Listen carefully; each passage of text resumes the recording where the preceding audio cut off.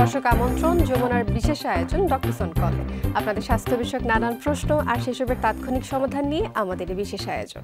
আপনাদের সাথে পুরো আয়োজন জুড়ে সাথে থাকছি আমি ডাক্তার সিদ্রা ইকবাল।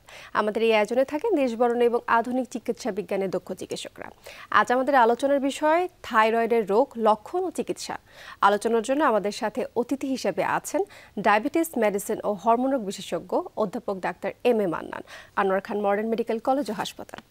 স্যার, স্বাগত জানাচ্ছি আপনাকে ডক্টরস কলে। জি, আপনাকে অনেক অনেক ধন্যবাদ আমাকে এই অনুষ্ঠানে আমন্ত্রিত করার জন্য। সকলকে স্বাগত জানাচ্ছি আমরা। এবং যে বিষয়ে কথা বলবো আজ তা হচ্ছে থাইরয়েড নিয়ে। থাইরয়েড নিয়ে কিন্তু নানান রকমের প্রশ্ন আছে। থাইরয়েড আসলে কি, থাইরয়েডের কারণে কি কি হতে পারে, বা এর কমপ্লিকেশনসগুলো আসলে কি কি, তা নিয়ে আজ আমাদের বিস্তারিত আলোচনা।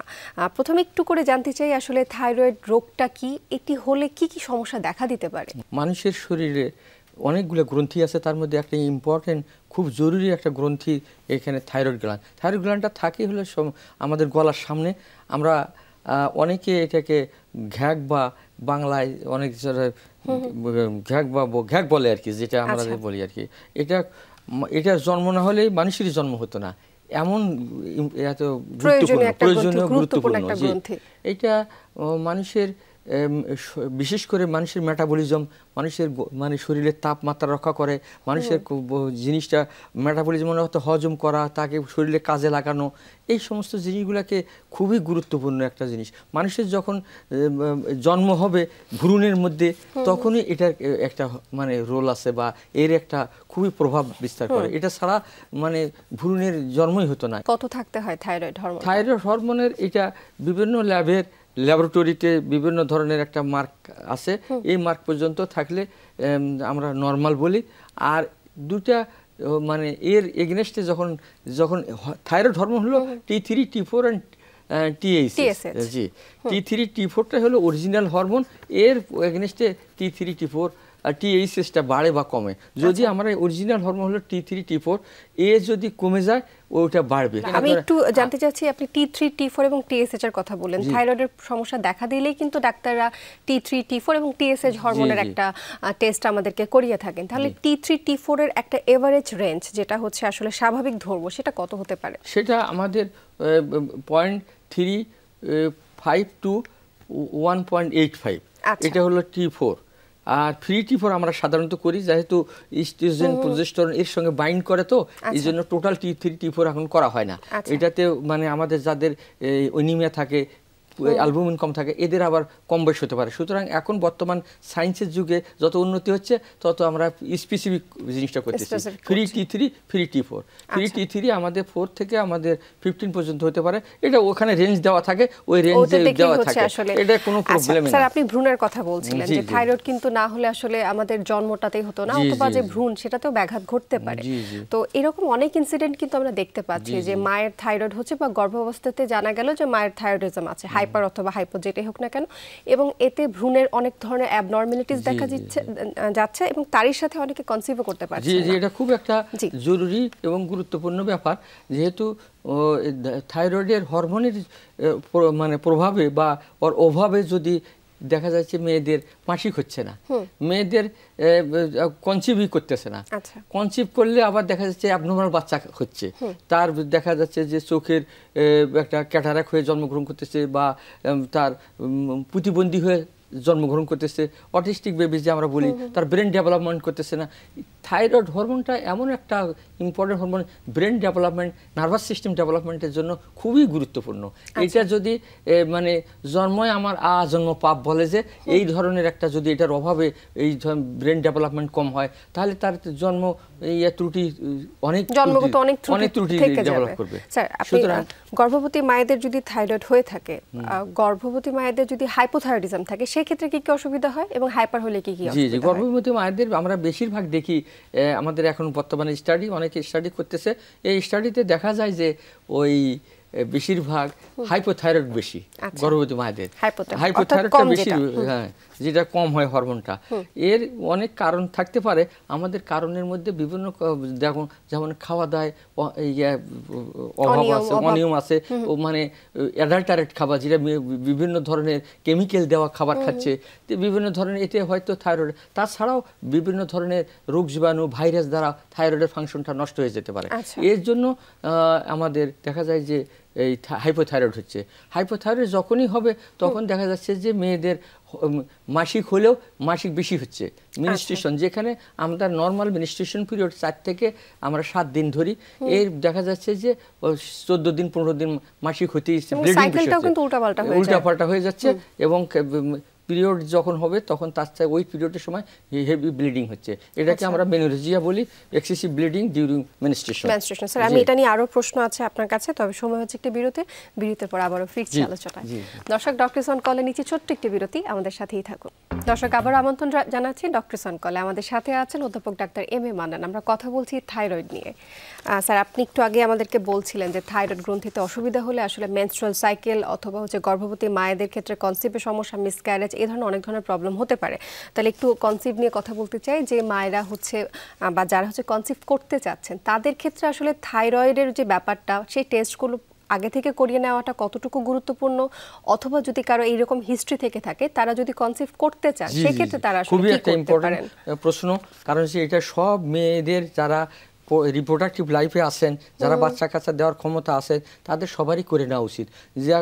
কারণ হচ্ছে কি, এখন দেখা যাচ্ছে যে অনেকেরই এই হাইপোথাইরয়েডিজমটা, এবং হাইপোথাইরয়েডিজম একটা মানে এটা নিরাময় যোগ্য রোগ। এটা কোনো প্রবলেম হয় না, যদি আমি সঠিকভাবে চিকিৎসাটা দেই তাহলে সে কনসিভ করবে, তার বাচ্চা কাচ্চা হবে, বাচ্চা কোনো অ্যাবনর্মাল হবে না। আর যদি না দেই তাহলে তার প্রবলেম, যে সমস্ত প্রবলেম আছে তার মধ্যে সবচেয়ে প্রবলেম বড়টা হলো সে প্রথমে কনসিভই করে না, তারপরে অ্যাবনর্মাল বাচ্চা কাচ্চা হচ্ছে। এই ধরনের যাতে আমাদের প্রিভেন্টিভ যে সমস্ত মেজার্স, তার মধ্যে 3 থেকে 4 মাস আগে কনসিভের আমরা আগে করে নেই, যে থাইরয়েড হরমোনটা T3, T4, T8, এটা সবারই সচেতন থাকা দরকার যে এই হরমোনটা করে নেওয়া উচিত। এবং এটা যদি কম থাকে বা বেশি থাকে, একজন এন্ডোক্রাইনোলজিস্ট বা হরমোন বিশেষজ্ঞ ডাক্তারের কাছে গিয়ে এর পুরো পরামর্শটা নিয়ে আপনাকে আমি ইন্টারাপ্ট করছি। মায়েদের তো হচ্ছে থাইরয়েড টেস্ট করতেই হবে, সেক্ষেত্রে কি বাবাদেরও এইরকম যে ছেলেরা রয়েছে তাদেরও কি হচ্ছে থাইরয়েড টেস্ট করে নিতে হবে কিনা, বা এটার কোনো ইমপ্যাক্ট পড়তে পারে কিনা? না, এটা ডাইরেক্ট কোনো ট্রান্সমিসিবল ডিজিজ না, এটা মানে কোনো দ্যাট ইজ একজন থেকে আরেকজনে যাবে তা এই ধরনের, কিন্তু তবু করে দেখা ভালো যে আমরা তার ফাদার থাকতে পারে। একটা আমার ফ্যামিলি ট্রিটমেন্ট নেই, তার 5 জন হলে ফ্যামিলিতে সবারই হাইপোথাইরয়েড, এই ফ্যামিলিতে হতে পারে এই ধরনের, মানে আমরা মানে অবশ্যই দেখতে হবে এটা দেখার অবশ্যই। আরেকটা জিনিস বলি, যেটা না বললেই নয়, আমাদের থাইরয়েড যদি হাইপোথাইরয়েড হয় তার ফিচারটা কি হয়, সে দেখা যায় যে সে মানে খুব তার সমস্ত বডির চলাচল মানে এত ধীরগতি হয়ে যায় যে তাকে নড়তে চড়তে খারাপ লাগে, ঘুম থেকে উঠতে দেরি করে, তারপরে খাওয়া দাওয়ায় খুব অলসতা এবং চলাফেরায় অলসতা, এবং তার সবচেয়ে ইম্পর্টেন্ট জিনিস যেটা তার ওটা তো মেনস্ট্রুয়েশনাল ইরেগুলারিটি তো আছে, মাসিক তো ইরেগুলার হয় বেশি, না হয় কম, না হয় তাছাড়া কনস্টিপেশন হয়, পায়খানা কষা হয়ে যায়, তারপরে শরীরটা মোটা হয়ে যাচ্ছে, চামড়া খসখস করতেছে, আর মুখ চোখ ফুলা ফুলা ভাব, এবং চোখের যে সমস্ত পাপড়ি আছে, যার ভুরু আছে, এগুলো অনেক সময় 1/3 লেটারাল সাইডে পড়ে যায়, চুলও পড়ে যায়। এই ধরনের যখনই আমরা দেখব, ওনাকে আমরা অবশ্যই তাকে এই হাইপোথাইরয়েডের চিন্তা করে তার যে সমস্ত আনুষঙ্গিক পরীক্ষাগুলো আছে অবশ্যই করা উচিত।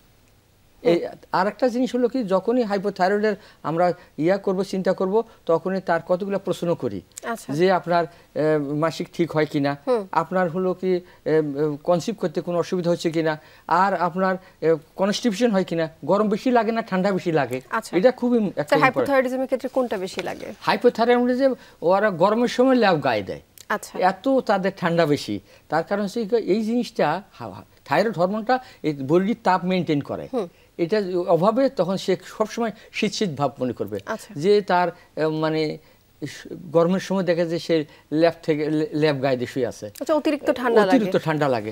কিন্তু অপোজিটে তার হলো হাইপারথাইরয়েডিজম।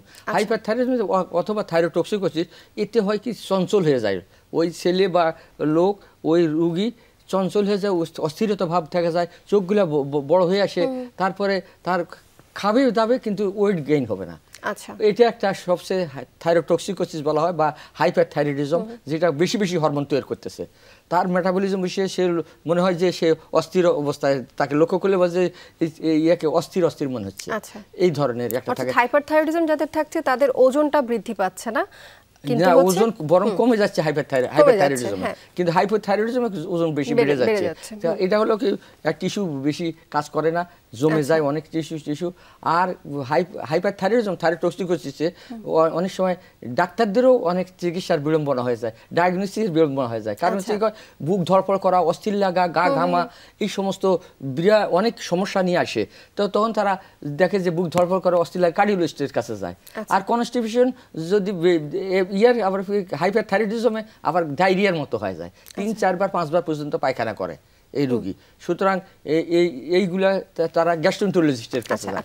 আর রাত্রে ঘুম হয় না, অস্থির লাগে, এবং সাইকিয়াট্রিস্টের কাছে যায়।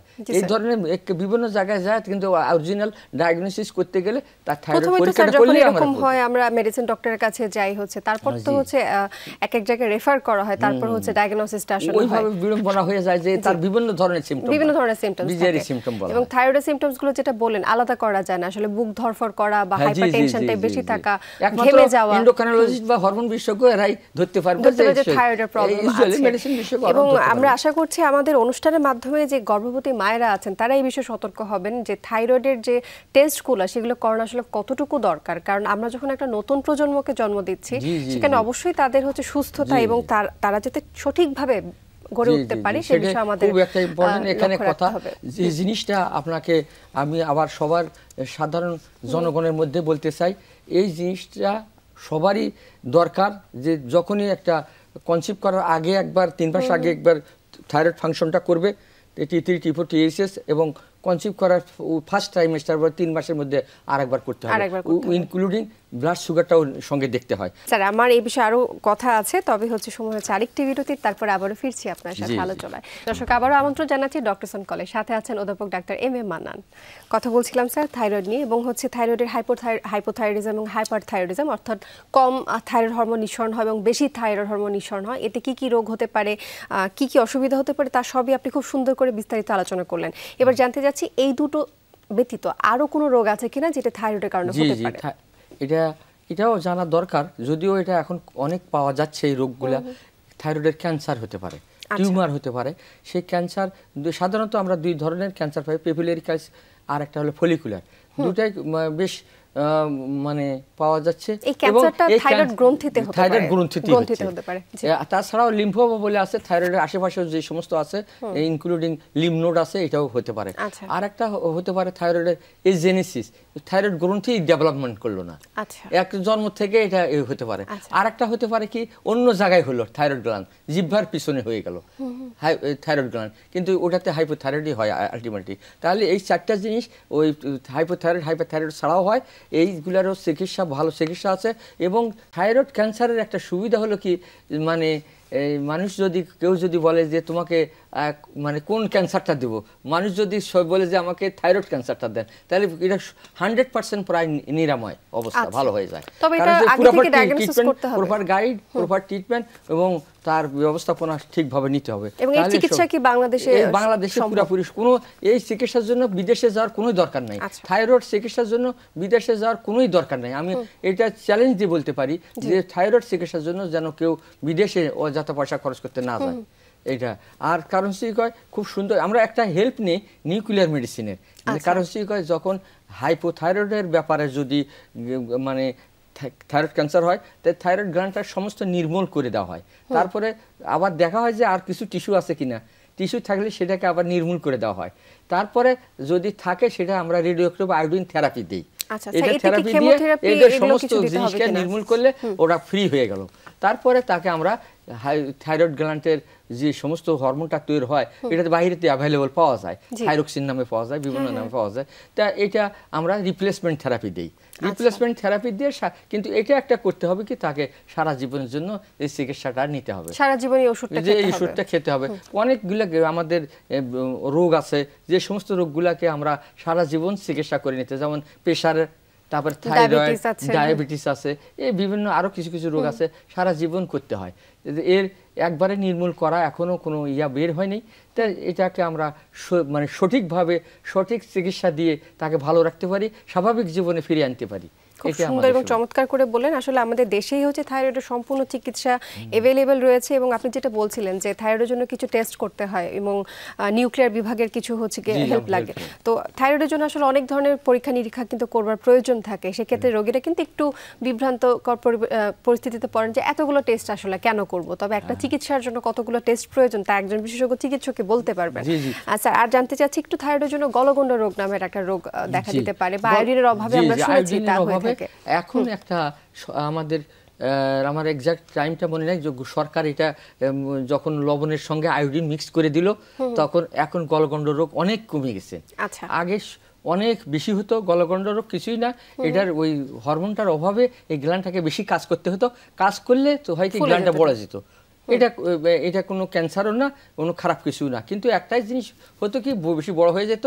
অনেক সময় এই পিছনে যে ট্রাকিয়ার শ্বাসনালী আছে, শ্বাসনালীতে প্রেসার দিত, এটা শ্বাসের কষ্ট হতো। সেই জন্য আমাদের, তাছাড়া এটা খুব ক্ষতির কিছু নাই।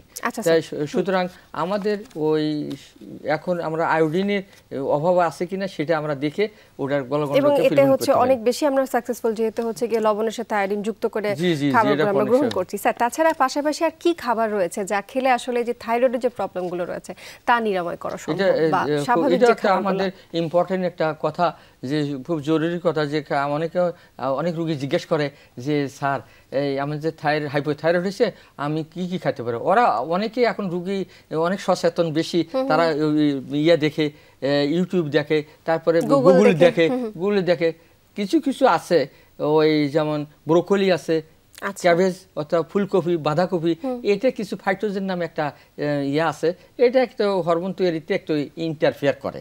এই জন্য এটা আমরা বলি যে না খাওয়াই ভালো।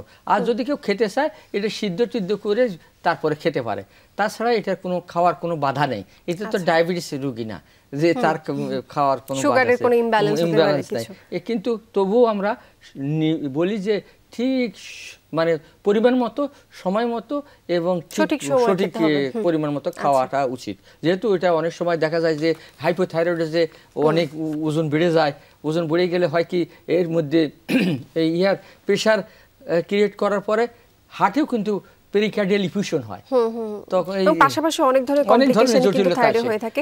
স্যার, আপনি খুব সুন্দর করে থাইরয়েডের বিষয়ে বিস্তারিত আলোচনা করলেন। অসংখ্য ধন্যবাদ জানাচ্ছি আপনার মূল্যবান সময় আমাদেরকে দেওয়ার জন্য।